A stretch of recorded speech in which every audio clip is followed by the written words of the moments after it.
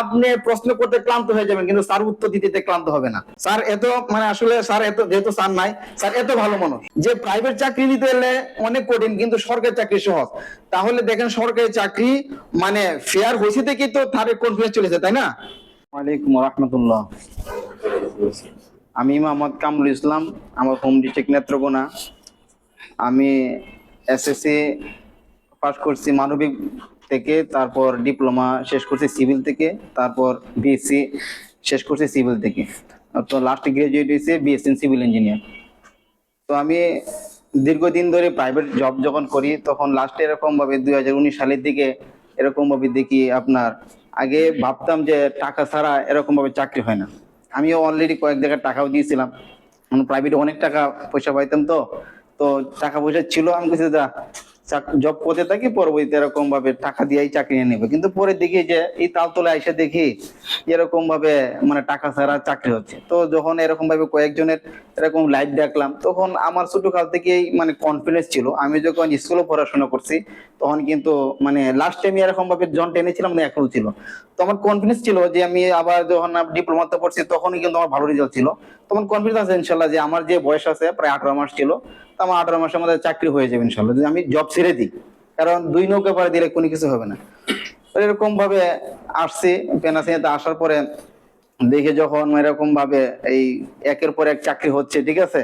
তখন প্রথমে আমি 2019 সালে এরকম ভাবে, আমি 2019 সালে আপনার বড় একটা সার্কুলার হয়েছিল। আমি যেহেতু সিভিলের ডিপ্লোমা বিএসসি ইঞ্জিনিয়ার, তখন পিএসসি থেকে সার্কুলার ছিল, তখন আমি ওইটার জন্য খুব মানে চেষ্টা করছিলাম। তো ওইটার এখন একটা পেন্ডিং এ বাই বাই রেজাল্ট আছে।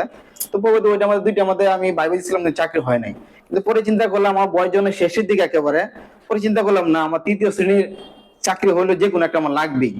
হ্যাঁ, পরবর্তী এরকম ভাবে হার্ড হোম সোল চেষ্টা করলাম, এবং হাফিজ স্যার এরকম ভাবে সায়েন্স স্যার যে আছে, মানে তাদের কথা মতো যেভাবে বলছে এরকম ভাবে আমি গ্রুপ করছি, নিজে পড়াশোনা করছি, এবং মাঝে মাঝে এসে যারা আমার আগে চাকরি হয়েছে তাদের মানে এরকম মোটিভেশনের কথা শুনছি, তখন আমার মধ্যে আবার ইন্সপায়ার চলে আসছে, না আমার চাকরি হবে। তারপরে দেও আমার মোটিভেশন কথা শুনেই অথবা না শুনে আমার কনফিডেন্স আছে যে আমার চাকরি হবে।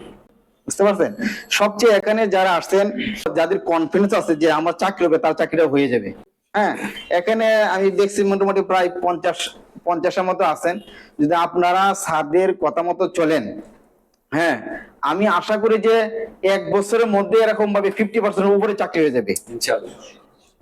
6 মাস যদি শুধু এই যে স্যার বলছেন আজকে থেকে এরকম ভাবে আপনাদের ওরিয়েন্টেশন ক্লাস শুরু, আগামীকালকে থেকে ক্লাস শুরু না, যদি এরকম ভাবে শর্ট এন্ড যে বিষয়টা, এটা যদি টানা 6 মাস আপনি হার্ড এন্ড সোল চেষ্টা করেন, পরবর্তীতে 6 মাস পরেই আপনি আপনি নিজেই বুঝতে পারবেন যে মানে এটা করে কত লাভ হয়েছে। যেমন আমি এখন আফসোস করি, কারণ আমি আমি যে বিষয়টা যে আমি যদি মানে এরকম ভাবে ব্যর্থতা হয়ে যায়, কিন্তু এরকম আছে না যে আরেকজন ভাই সফল হোক, এটা অনেকেই চায় না, এরকম আছে না, বুঝছে আমি যে যে জায়গায় ব্যর্থ হয়ে যায়, কিন্তু আরেক ভাইকে আমি বলি যে এই ভাই যেন ব্যর্থতা না হয়, আমারটা যদি অনেক করতে পারে। আজকে একজনকে বললাম যে শর্ট হ্যান্ড কোনো সময় চাইবেন না। আপনি পড়তে পড়তে পড়তে পড়তে এরকম কনফিডেন্স আসবে যে আপনি যে পরীক্ষা দিবেন ওই পরীক্ষা টিকবেন। পরে যখন আমি 16তম গ্রেড অথবা 15তম গ্রেড অথবা আপনার 18তম গ্রেডের চাকরি হয়ে যাবে, কিন্তু দেখা যাচ্ছে আমার শর্ট হ্যান্ড জানা নাই, শর্ট হ্যান্ড জানা থাকলেই আমার চাকরি হয়ে যেত, তখন আপনি কিন্তু আফসোস করবেন। কিন্তু তখন তো আফসোস হলে কোনো লাভ হবে না। আপনি যদি এই 6টা মাস রিটেন যেমনই হোক, আপনি এরকম ভাবে যদি আপনি টাইপ এবং শর্ট হ্যান্ড ঠিক রাখেন, তো দেখবেন যে আপনার অতি তাড়াতাড়ি চাকরি হয়ে যাবে। শর্ট হ্যান্ডের মধ্যে কিন্তু পরে কেউ বাকি থাকে না। এই যে ভাই শর্ট হ্যান্ড মানে পড়তে শর্ট হ্যান্ডের চাকরি হয়েছে, কিন্তু ওনাদের মধ্যে 17 জন ছিল, 16 জনের চাকরি হয়ে গেছে, তাই না ভাই? আপনি যদি এরকম ভাবে একটা মেথ করেন, বুঝে করবেন, ও মানে মানে বুঝতে পারছেন না, কোথায় বুঝতে পারছেন না, স্যারকে বলবেন, বারে বারে স্যারকে বলবেন, স্যার বারে বারে আপনাকে শিখাই দিবে। এরকম একজন স্যার আছে যোগনীতে, যে হাফিজ স্যার, কোন সময় এরকম ভাবে আপনি প্রশ্ন করতে ক্লান্ত হয়ে যাবেন, কিন্তু স্যার উত্তর দিতে ক্লান্ত হবে না। স্যার এত মানে আসলে স্যার এত যেহেতু স্যার নাই, স্যার এত ভালো মানুষ, ঠিক আছে।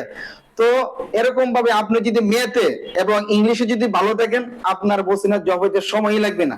আমি একটা এখানে গ্রুপ করতাম, যে আপনি এই গ্রুপের মধ্যে থেকে শুধু আমার গ্রুপ থেকে প্রায় 70-এর উপরে চাকরি হয়েছে। বুঝতে পারছেন? আমি গ্রুপ এডমিন ছিলাম, কেউ বাদ নাই, বুঝতে পারছেন?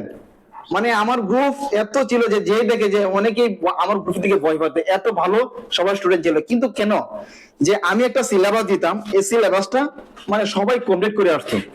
বলছে আমার এখানে যে আমার এখানে যে 30ও পাইছে গ্রুপের মধ্যে 70 মানে 100 মার্কের মধ্যে 35ও পাইছে, ওরে কয়েকটা চাকরি করে হয়েছে। বুঝতে পারছেন? তাই আপনারা এখন আমি যেখানে দেখতে পাচ্ছি যে আপনারা বয়স মোটামুটি শেষের দিকে, আপনারা যদি একটু হার্ড এন্ড চেষ্টা করেন, আমি মনে করি আপনাদের জবটা অতি তাড়াতাড়ি হয়ে যাবে। এখানে প্রাইভেট জব করেছেন কি মানে এরকম আছে প্রাইভেট জব?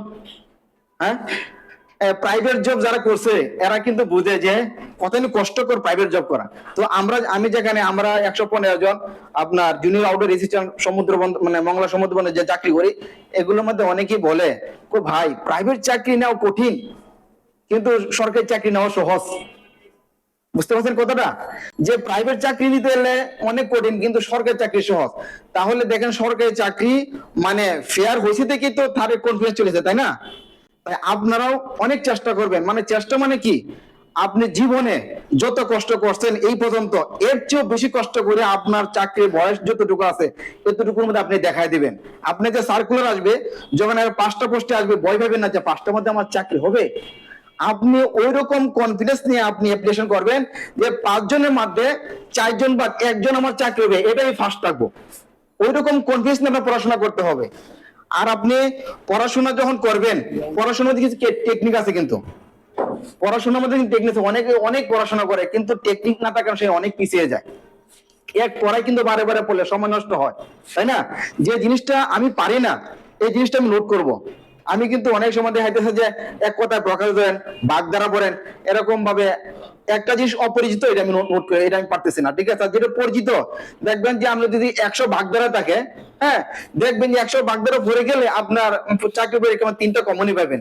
আর এই 2টা আনকমনের জন্য আপনি অনেক পরিশ্রম করতে হবে। তাই যেগুলো অজানা আছে এগুলো আপনি এক জায়গায় নোট করে রাখবেন। বাগধারা একটা খাতা রাখবেন আলাদাভাবে। বাগধারা যেটা আপনি পারেন না এটা নোট করবেন, এক কথা প্রকার যেটা পারেন না নোট করবেন, সমার্থক শব্দ যেটা পারেন নোট করবেন, যেটা আপনি পারেন না। আর এখন যখন আপনি পরীক্ষার মধ্যে যাবেন তখন রিভিশন 2টা ভাবে হবে। একটা রিভিশন হবে যেগুলো পারেন এগুলো অল্প সময় হয়ে যাবে, আর বেশি রিভিশন দেবেন যেটা পারেন না। কারণ আপনার পরীক্ষাটা আপনার চাকরিটা হবে 2 থেকে 3 মার্কের ব্যবধানে। আপনি যখন 2 থেকে 3 মার্ক বেশি পাবেন তখনই কিন্তু আপনার চাকরিটা হয়ে যাবে। বুঝতে পারছেন? তাই পড়াশোনার টেকনিক আছে, তাই স্যাররা অনেক ভালো জানেন, ঠিক আছে? স্যারদের কথাগুলো সবসময় শুনবেন। আর এখানে যখন চাকরি হয়ে যাবে তখন চাকরি হয়ে যাওয়ার পরে দেখেন তো আপনার এখানে যে চাকরি হওয়ার পরে মোটিভেশনাল কথাগুলো বলবে তখন আপনারা এসে শুনবেন। কারণ এক একজনের মোটিভেশনাল কথা এক এক রকম, তাই না ভাই? এক একজনের মোটিভেশনাল কথা এক এক রকম। আপনি মানে প্রত্যেকটা শুনবেন আর আপনি কোনটা নেবেন এটা আপনি নোট করে রাখবেন। আর যখন দেখবেন যে একজনের পর আরেকজন আপনাদের মধ্যে থেকে চাকরি হতে থাকবে, যখন আপনার চাকরিটা হবে না তখন কিন্তু আপনার মধ্যে একটা লজ্জাবোধ আসবে। হ্যাঁ, কষ্ট হবে, ভাই চাকরি হচ্ছে আমার হচ্ছে না। তখন কিন্তু আপনি যখন এখানে আইসা শুনবেন মানে এরকম ভাবে চেষ্টা করবেন, দেখবেন যে আপনারও চাকরি ইনশাআল্লাহ হয়ে যাবে ইনশাআল্লাহ। তো এরকম ভাবে মানে আমার জন্য দোয়া করবেন যে আমার 3টা চাকরি হওয়ার পরে দাও, এখনো চেষ্টা আছে যে আরো ভালো ভালো চাকরির জন্য। তাই আমি এরকম ভাবে আগে তো 10ম গ্রেডে এরকম ভাবে অ্যাপ্লিকেশন করতাম, এখন ছোটখাটো এরকম ভাবে কোথাও পরীক্ষা দেই না। কারণ কনফিডেন্স ছিল যে আমি যে কোনো পরীক্ষা দিলে আমার মানে টিকে যাই। বুঝতে পারছেন? কিন্তু এখন দেখতেছে যে এই আপনার 10ম গ্রেড এবং 9ম গ্রেড এবং 13তম গ্রেড ছাড়া আমি কোথাও এরকম ভাবে পরীক্ষা দিচ্ছি না। হ্যাঁ, তো দোয়া করবেন যাতে ইনশাআল্লাহ মানে আমার 10ম গ্রেডে মানে এখনো অনেক ইচ্ছা আছে, অনেকগুলো সার্কুলার আছে, যেন আল্লাহ তাআলা আমার মানে 10ম গ্রেডে একটা চাকরি দিয়ে দেয়। ঠিক আছে না ভাই? ঠিক আছে, আজকে আমার কথা এই পর্যন্ত। আসসালামু আলাইকুম।